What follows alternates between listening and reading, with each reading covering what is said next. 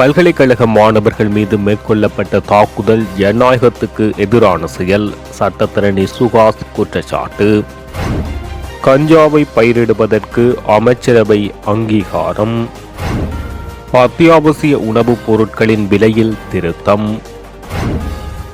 விடுதலை புலிகள் பெற்ற வெற்றி, வீதியோர மர நடுகைகளில் நினைவு கொள்ளும் மக்கள். வெலிக்கடை சிறைச்சாலையில் கெஹலிய விடுத்துள்ள கோரிக்கை. அனுரகுமாரவுடன் இந்திய தேசிய பாதுகாப்பு ஆலோசகர் தோவல் சந்திப்பு. தமிழ் இனத்தின் இன அழிப்பு, பிரித்தானிய மன்னரிடம் கையளிக்கப்பட்ட கடிதம். கெஹலிய வழக்கில் திடீர் திருப்பம், மருந்து கொள்வனவு மோசடியின் பிரதான சூத்திரதாரி பசில். தொடர்பான விரிவான செய்திகள். இலங்கையின் 76வது சுதந்திர தினத்தை கரைநாளாக பிரகடனப்படுத்தி தமிழர் பகுதியில் முன்னெடுக்கப்பட்ட போராட்டத்தில் பல்கலைக்கழக மாணவர்கள் தாக்கப்பட்டமை மற்றும் நாடாளுமன்ற உறுப்பினர் ஸ்ரீதரன் தாக்கப்பட்டமை என்பனவற்றை தாம் வன்மையாக கண்டிப்பதாக தமிழ் தேசிய மக்கள் முன்னணியின் ஊடக பேச்சாளர் சட்டத்தரணி கனகரட்னம் சுகாஸ் தெரிவித்துள்ளார். தமிழ் தேசிய மக்கள் முன்னணியின் தலைவர் கஜேந்திரகுமார் பொன்னம்பலத்தின் கொழும்பில் உள்ள இல்லத்தில் நேற்றைய தினம் இடம்பெற்ற ஊடக மாநாட்டில் அவர் இதனை தெரிவித்துள்ளார். இலங்கையினுடைய சுதந்திர தினம் தமிழர்களை பொறுத்தவரை கரிநாள் என்பதை வலியுறுத்தி தமிழர் தாயகமெங்கும் மக்களின் போராட்டங்களும் எதிர்ப்பு அலைகளும் நடைபெற்றிருந்தது. இதனை அடக்குவதற்காக இலங்கையின் அரச இயந்திரமான போலீசாரும் விசேட அதிரடி படையினர் மற்றும் இராணுவத்தினர் இணைந்து சகல பலப்பிரயோகத்தினையும் மேற்கொண்டமையை அவதானிக்க முடிகின்றது. இது வன்முறையின் உச்சகட்டம், ஜனநாயகத்தின் குரல் வழியை நசுக்கும் செயற்பாடு. தமிழ் மக்களை குறைந்தபட்சம் தமது கருத்துக்களை வெளிப்படுத்துவதற்கு கூட எந்த வகையிலும் அனுமதிக்க மாட்டோம் என்பதை இலங்கை அரசும் அரச இயந்திரமான போலீசாரும் இராணுவத்தினரும் மீண்டும் ஒரு தடவை வெளிப்படுத்தியிருக்கிறார்கள். அதேவேளை அம்பாறையில் இடம்பெற்ற போராட்டத்துக்கு வருகை தந்த மக்கள் பயணித்த பேருந்துகளை வழிமறித்த போலீசார் அவர்களை திருப்பி அனுப்பியுள்ளனர். அதேவேளை ஆர்ப்பாட்டத்தில் கலந்து கொள்ள வந்த மக்களும் பேருந்து சாரதிகளும் அச்சுறுத்தப்பட்டுள்ளனர். கிளிநொச்சியில் இடம்பெற்ற ஆர்ப்பாட்டத்தின் போது பல்கலைக்கழக மாணவர்கள் படுமோசமாக தாக்கப்பட்டுள்ளனர். அதேவேளை பாராளுமன்ற உறுப்பினர் ஸ்ரீதரன் தாக்கப்பட்டார். இவற்றை நாம் வன்மையாக கண்டிக்கின்றோம். மக்களால் தெரிவு செய்யப்பட்ட பாராளுமன்ற உறுப்பினர் தாக்கப்பட்டுள்ளார். அப்பாவிகளான தங்கள் கருத்துக்களை ஜனநாயக ரீதியில் வெளிப்படுத்தி கொண்டிருந்த பல்கலைக்கழக மாணவர்கள் மிக மோசமாக தாக்கப்பட்டு கைது செய்யப்பட்ட நிலையில் பின்னர் விடுவிக்கப்படுகின்றனர். இவை அனைத்துமே ஜனநாயகத்தின் மீதான தாக்குதல் என தெரிவித்துள்ளார். இலங்கை மக்களுக்கு காணி உரிமையை வழங்கும் உரிமைய தேசிய வேலை திட்டம் ஜனாதிபதி ரணில் விக்ரமசிங்க தலைமையில் இடம்பெற்றது. காணி உரிமை வழங்கும் நிகழ்வு ரங்கிரி தம்புலு சர்வதேச கிரிக்கெட் மைதானத்தில் இடம்பெற்றது. சுமார் 12,000 காணி உறுதிப்பத்திரங்கள் நேற்றைய தினம் வழங்கப்பட்டதாக தெரிவிக்கப்பட்டுள்ளது. மருத்துவ பயன்பாட்டிற்காக கஞ்சாவை பயிரிடுவதற்கும் ஏற்றுமதி செய்வதற்கும் இலங்கையின் அமைச்சரவை நேற்று அனுமதி வழங்கியுள்ளது. குறித்த தகவலை இராஜாங்க அமைச்சர் டயனா கமகே தென்னிலங்கை ஊடகங்களுக்கு உறுதிப்படுத்தியுள்ளார். உள்ளூர் முதலீட்டாளர்கள் மற்றும் முதலீட்டு சபை மூலம் வெளிநாட்டு முதலீட்டாளர்களும் இதில் பங்கேற்பதற்கு தகுதியுடையவர்கள் என சுற்றுலாத்துறை இராஜாங்க அமைச்சர் இதன்போது தெரிவித்துள்ளார். நாட்டில் 6 அத்தியாவசிய உணவுப் பொருட்களின் விலையில் திருத்தம் செய்யப்பட்டுள்ளது. அதற்கமைய இதற்கு முன்னர் வெளியிடப்பட்ட அதிகபட்ச மொத்த மற்றும் சில்லறை விலை வரம்புகள் திருத்தப்பட்டுள்ளன. வர்த்தகர்களிடமிருந்து பொருட்களை அதிக லாபத்துடன் வாங்க நுகர்வோருக்கு வழிகாட்டும் வகையில் இந்த நடவடிக்கை எடுக்கப்பட்டுள்ளதாக நுகர்வோர் விவகார அதிகார சபை அறிவித்துள்ளது.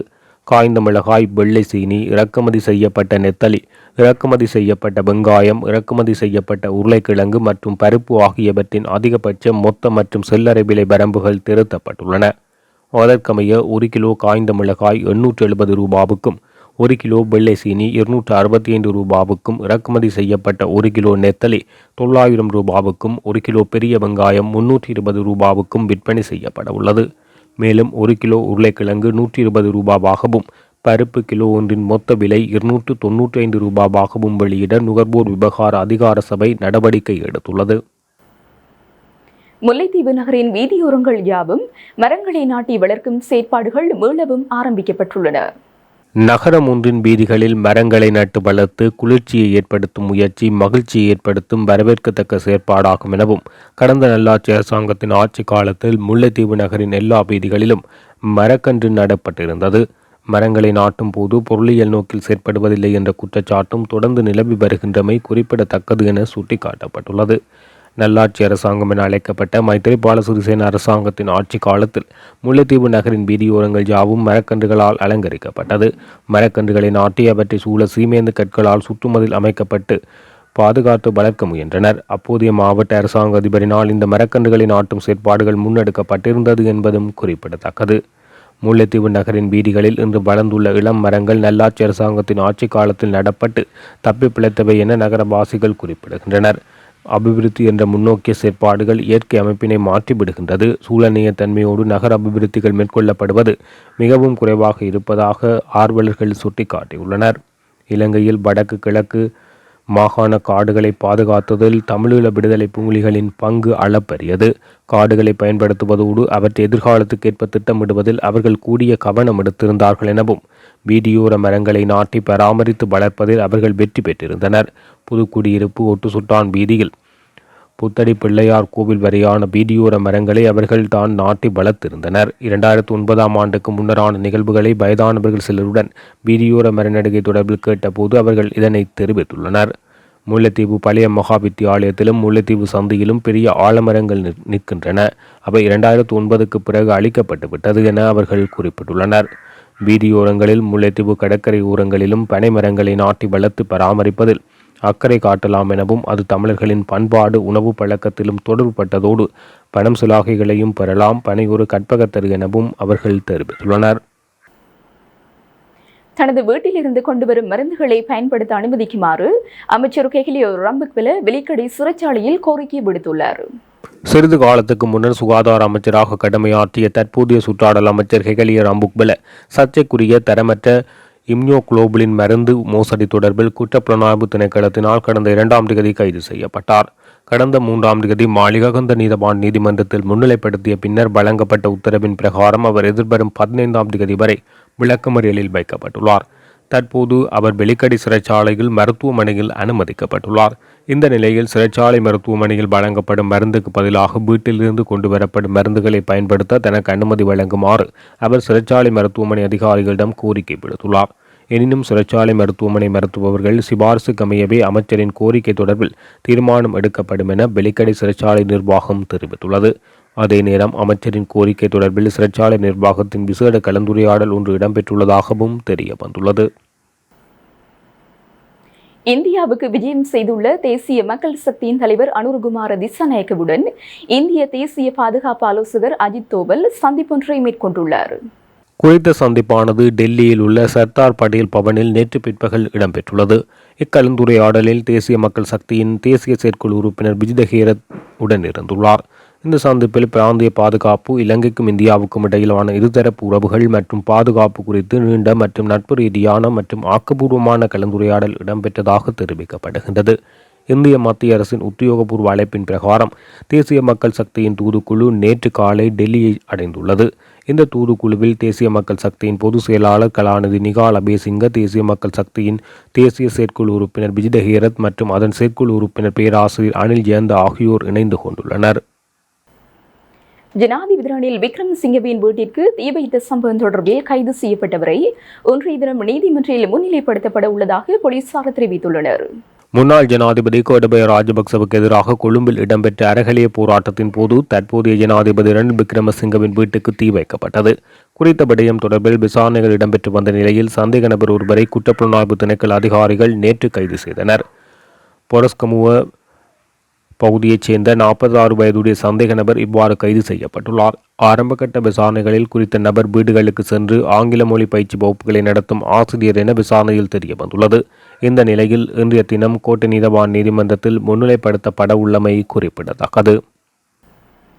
தன்னாட்சிக்கான எழுச்சி போராட்டத்தின் கொள்கை பிரகடனம், அத்துடன் வட்டுக்கோட்டை தீர்மானத்தின் அடிப்படையில் தமிழீழ மக்களுக்கான அரசியல் தீர்வு அமைய வேண்டும் என்பதை வலியுறுத்திய கடிதமும் பிரித்தானிய பிரதமருக்கும் வெளிவிவகார அமைச்சுக்கும் நேற்று வழங்கி வைக்கப்பட்டுள்ளது.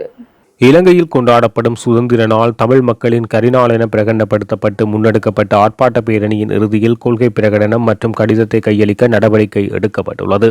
அனைத்துலக இளையோர் அமைப்பு, அனைத்துலக ராஜதந்திர கட்டமைப்பு மற்றும் அனைத்துலக ஈழத்தமிழர் அவை சார்பாக பிரித்தானிய தமிழர் ஒருங்கிணைப்பு குழு இந்த பிரகடனத்தையும் கடிதத்தையும் வழங்கியுள்ளது. பிரித்தானிய அரசாட்சியில் எடுக்கப்பட்ட தவறான அரசியல் முடிவே தமிழினம் இன்று வரை சந்தித்து வரும் சிங்கள தேசத்தின் இன அழிப்புக்கு காரணமாக அமைந்துள்ளது. இதனை வரலாற்று ரீதியாக எடுத்துக்காட்டி பிரித்தானிய மன்னர் மாளிகை நோக்கி ஆயிரக்கணக்கான தமிழர் வட்டுக்கோட்டை தீர்மானத்தின் அடிப்படையில் தன்னாட்சிக்கான உரிமைக்குரல் என்ற கோஷத்துடனான பேரெழுச்சியுடன் கரிநாள் போராட்டத்தை முன்னெடுத்து இந்த போராட்டத்தில் 5000க்கும் அதிகமான மக்கள் ஒன்று கூடினர். பிரித்தானியாவில் உள்ள இலங்கை தூதரகத்தின் முன் பாணியர் ஒலித்து கொண்டிருந்த கொட்டொலிகள் மத்தியில் ஆரம்பிக்கப்பட்ட போராட்டம் பிரித்தானிய பேரரசின் மன்னர் மாளிகை நோக்கி பேரணியாக சென்றடைந்து இதன்போது கட்டுப்படுத்த முடியாத மக்கள் வெள்ளத்துடன் பிரித்தானிய காவல்துறை போராடியது. தமிழர் தாயகத்தில் கரிநாளன்று எழுச்சி கொண்ட மக்கள் போராட்டங்களை இலங்கை அரசு நசுக்க முற்பட்ட வேளையிலும் தடைகளை உடைத்து போராட்டங்கள் நடைபெற்ற சூழலில் பிரித்தானிய மன்னரை நோக்கிய இந்த போராட்டம் முக்கியம் வாய்ந்ததாக பார்க்கப்படுகின்றமை குறிப்பிடத்தக்கது. இந்திய கடன் திட்டத்தின் கீழ் தரமற்ற மருந்து பொருட்களை கொள்வனவு செய்த மோசடியின் பிரதான சூத்திரதாரி பசில் ராஜபக்ச என்று நீதிமன்றத்தில் முறையிடப்பட்டுள்ளது. அமைச்சர் ஹெகலிய தரப்பில் முன்னிலையாகி பாதிட்ட ஜனாதிபதி சட்டத்தரணி அனுஜ பிரேமரத்ன நீதிமன்றத்தில் முறையிட்டுள்ளார். அதாவது இந்திய கடன் திட்டத்தின் கீழ் மருந்துகளை கொள்வனவு செய்யும் திட்டத்தில் கையெழுத்திட்டது அப்போதைய நிதி அமைச்சராக இருந்த பசில் ராஜபக்சவை அன்றி ஹெகலிய ரம்புக்வெல அல்ல என குறிப்பிட்டுள்ளார். இதேவேளை சுற்றாடல் அமைச்சர் ஹெகலிய ரம்புக்வெலவுக்கு எதிராக நம்பிக்கையில்லா பிரேரணை ஒன்றை முன்வைப்பதற்கு பிரதான எதிர்க்கட்சியான ஐக்கிய மக்கள் சக்தி திட்டமிட்டுள்ளது. மருந்து கொள்வனவு மோசடி தொடர்பில் குற்றப்புலனாய்வு பிரிவினரால் கைது செய்யப்பட்டுள்ள ஹெகலிய ரம்புக்வெலவை அமைச்சரவையில் இருந்து நீக்குவதற்கு ஜனாதிபதி நடவடிக்கை எடுக்காத பட்சத்திலேயே நம்பிக்கையில்லா பிரேரணை முன்வைக்க திட்டமிடப்பட்டுள்ளது. குறித்த நம்பிக்கையில்லா பிரேரணைக்கான ஏற்பாடுகள் தற்போது இடம்பெற்று வருவதாக ஐக்கிய மக்கள் சக்தியின் எம்பிக்கள் தெரிவித்துள்ளனர்.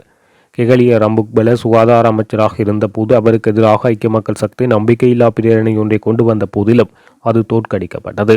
ஆனால் ஹெகலிய ரம்புக்வெலவிடம் இருந்து சுகாதார அமைச்சு பறிக்கப்பட்டு அது ரமேஷ் பத்ரனவிடம் ஒப்படைக்கப்பட்டது. இருந்த போதிலும் தற்போது ஹெகலிய ரம்புக்வெல அமைச்சரவையில் சுற்றாடத்துறை அமைச்சராக நீடிக்கின்றமை குறிப்பிடத்தக்கது. தொழில்சார் கல்வி மட்டுமல்ல துறைசார் மனித விருத்தியை மேம்படுத்துவதை இலக்கு என கல்வி அமைச்சர் சுசில் பிரேமஜேந்த தெரிவித்துள்ளார். கிளிநொச்சி ஜேர்மன் டெக் நிறுவனத்துக்கு விஜயம் மேற்கொண்டு உரையாற்றும் போது அவர் இதனை தெரிவித்துள்ளார். கல்வி மாத்திரமல்ல, கல்வியுடன் தொழில், கல்வி, திறன் விருத்தி, ஆராய்ச்சி உள்ளிட்ட விடயங்களை ஊக்குவிப்பதே எமது இலக்கு. அதற்காகவே இந்த விஜயம் அமைந்துள்ளது. இப்பொழுது ஜேர்மன் டெக் மூலம் இடம்பெறும் பயிற்சிகள் தரத்தில் உயர்ந்துள்ளது. மிகச் சிறந்த தொழில் மற்றும் திறன் விருத்தி கல்விகள் இடம்பெறுவதை காண்கின்றேன். அதற்கான உதவிகளையும் திட்டங்களையும் துணையாக தாங்கும் ஜேர்மன் நாட்டுக்கும் தூதரகத்துக்கும் நன்றி. அத்துடன் இந்த நிறுவனத்தின் நிர்வாகிகளையும் பாராட்ட வேண்டும். இங்கு தொழில்சார் கல்வியை மட்டுமல்ல, ஆங்கிலம் உள்ளிட்ட திறன் விருத்தி கல்வியையும் தொடர்கிறீர்கள். இங்கு கல்வி கற்கும் நீங்கள் திறன்களை வளர்த்தவர்களாக வெளியேற வேண்டும். புதிய கண்டுபிடிப்புகள், ஆராய்ச்சிகளில் ஈடுபட வேண்டும் என்பதே எமது எதிர்பார்ப்பு. பல்கலைக்கழக கல்வி தொழில்சார் கல்வி மட்டுமல்ல, திறன் விருத்தி உள்ளிட்ட ஆளுமைகளை அடைந்து புதிய ஆராய்ச்சிகள், கண்டுபிடிப்புகளில் ஈடுபட வேண்டும் என்பதே எமது நோக்கமாகும். இங்கு அதிக குறைபாடுகள் இருப்பதாக கூறப்பட்டது. இங்கு மட்டுமல்ல, கொழும்பிலும் குறைபாடுகள் காணப்படுகின்றது. அவற்றை நிறைவு செய்ய உள்ளோம். நீங்கள் எமது முன்னே உள்ளவர்களைப் போல வளர்ந்து இவற்றை நிறைவு செய்யக்கூடியதாக வளர்ந்து முன்வர வேண்டும். ஜேர்மன் டெக் கல்வியில் தரம் மேம்படுத்தப்பட்டு வருகின்றது. இவ்விடயம் தொடர்பில் நிறுவன ஊழியர்கள் ஜேர்மன் தூதரகத்தினருடன் பேசியுள்ளோம். எதிர்வரும் காலங்களில் உயரிய சான்றிதழ்களுடனான கல்வியை தொடர முடியும். அதனால் நல்ல தொழில்துறையை மேம்படுத்த முடியும் என்பதுடன் திறன்களையும் விருத்தி செய்ய முடியும் எனவும் அவர் தெரிவித்துள்ளார். இங்குள்ள குறைகள், தேவைகள் தொடர்பில் நிர்வாகத்தின் ஊடாக அறிய தருமாறு அவர் உரையில் குறிப்பிட்டுள்ளார். தமிழக கடற்றொழிலாளர்களை இலங்கை கடற்படையினர் கைது செய்வது தொடர் நிகழ்வாகி வருவதை தடுக்க ஆக்கப்பூர்வமான நடவடிக்கைகளை ஏன் எடுக்கவில்லை என மத்திய அரசுக்கு சென்னை உயர்நீதிமன்றம் கேள்வி எழுப்பியது. உயர்நீதிமன்றத்தில் கடற்தொழிலாளர் பாதுகாப்பு அமைப்பின் தலைவர் பீட்டர் ராஜன் தாக்கல் செய்த மனுவில் கச்சதீவு அருகே கடற்தொழிலில் ஈடுபட்ட ராமேஸ்வரத்தைச் சேர்ந்த 6 கடற்தொழிலாளர்கள் இலங்கை கடற்படையினர் ஜனவரி 22 கைது செய்துள்ளனர். கைது செய்யப்பட்ட கடற்தொழிலாளர்களை விடுவிப்பதற்கு நடவடிக்கை எடுக்க மத்திய மாநில அரசுகளுக்கு உத்தரவிடக் கோரியிருந்தார். இந்த வழக்கு தலைமை நீதிபதியாக கங்கா பூர்வாலான், நீதிபதி பரத சக்கரவர்த்தி ஆகியோர் அடங்கிய அமர்வில் திங்கட்கிழமை விசாரணைக்கு வந்தது. அப்போது மனுதாரர் தரப்பில் முன்னிலையான வழக்குரைஞர் மௌரியா கச்சதீவு ஒப்பந்தத்தை மீறி இலங்கை அரசு செயற்படுகிறது எனவும் கைது செய்யப்பட்ட கடற்தொழிலாளர்களை மீட்க தூதரக அளவில் நடவடிக்கை எடுக்க மத்திய அரசுக்கு உத்தரவிட வேண்டும் எனவும் இன்று 23 கடற்தொழிலாளர்கள் கைது செய்யப்பட்டுள்ளனர். இந்த பிரச்சினை குறித்து தீர்வு காண மத்திய மாநில அரசுகள் இணைந்த கூட்டுக்குழுவை அமைக்க வேண்டும் என வாதிட்டார். தமிழக அரசு தரப்பில் முன்னிலையான தலைமை வழக்குரைஞர் PS ராமன் கடத்தொழிலாளர்களை விடுவிக்க நடவடிக்கை எடுக்க கோரி மத்திய அரசுக்கு தமிழக முதல்வர் கடிதம் அனுப்பியுள்ளார். கைது செய்யப்பட்ட கடத்தொழிலாளர்களின் குடும்பத்தினருக்கு ஒரு நாளைக்கு 250 ரூபாய் உதவித்தொகை வழங்கப்படுகின்றது என தெரிவித்துள்ளார். மத்திய அரசு தரப்பில் முன்னிலையான உதவி சொலிசிட்டர் ஜெனரல் ராஜேஷ் விவேகானந்தன் இந்த விவகாரத்தில் தூதரக அளவில் நடவடிக்கை எடுக்கப்பட்டு வருகின்றது. எனவே இந்த வழக்கு தொடர்பாக விளக்கமளிக்க கால அவகாசம் வேண்டும் என கோரிக்கை விடுத்துள்ளார். இதையடுத்து வழக்கை விசாரித்த நீதிபதிகள் கடற்தொழிலாளர்கள் கைது நடவடிக்கை என்பது தொடர் நிகழ்வாக இருக்கின்றது. இதை தடுக்க ஏன் மத்திய அரசு நடவடிக்கை எடுக்கவில்லை என, இந்த நிகழ்வுகள் தொடர்ந்து ஏன் நிகழ்கின்றது என கேள்வி எழுப்பியுள்ளனர். தொடர்ந்து இந்த வழக்கு தொடர்பாக மத்திய மாநில அரசுகள் விளக்கமளிக்க உத்தரவிட்ட நீதிபதிகள் விசாரணையை மார்ச் 11 ஒத்திவைத்துள்ளனர். இத்துடன் எஃப்நக்லரியின் மதிய நேர பிரதான செய்திகள் நிறைவடைகின்றன. மேலதிக செய்திகளை அறிந்து கொள்ள www.jefnaclery.lk என்ற இணையதளத்தினூடாக இணைந்து கொள்ளுங்கள்.